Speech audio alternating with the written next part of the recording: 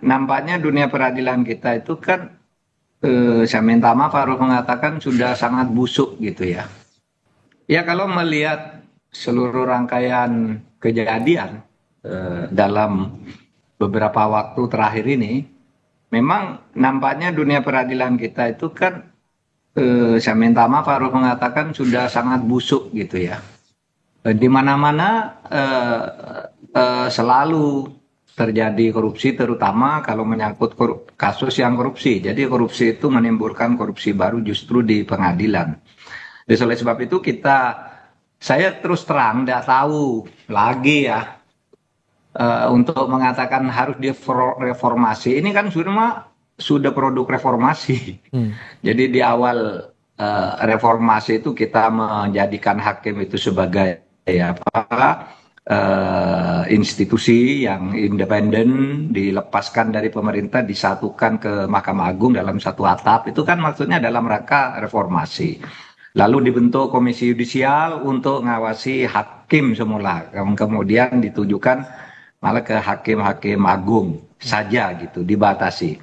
Dan beberapa waktu terakhir ini lalu yaitu kasus demi kasus bermunculan, dan itu semakin sangat mengerikan karena permainannya itu melibatkan bukan hanya lagi perseorangan oknum yang diam-diam, tapi kalau melihat kasus terakhir ini kan sudah melibatkan banyak orang di sebuah instansi.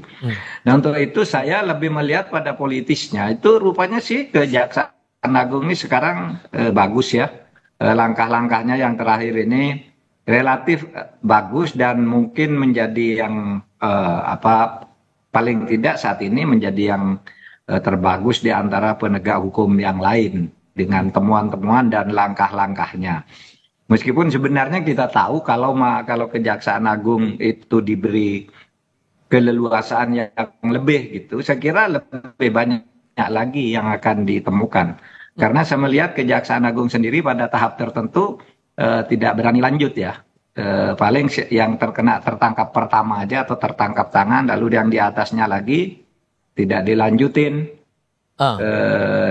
Itu banyak hal yang terjadi seperti itu. Misalnya Pertamina itu kemana itu sekarang kasusnya. Kemudian kasus pagar laut itu sudah saling lempar kejaksaan dan polisi, apakah ini korupsi atau bukan gitu. Kata polisi tidak ada korupsi di pagar laut itu karena tidak ada kerugian negara. Padahal korupsi itu tidak harus merugikan negara. Yang banyak dihukum tuh korupsi itu justru yang tidak merugikan negara.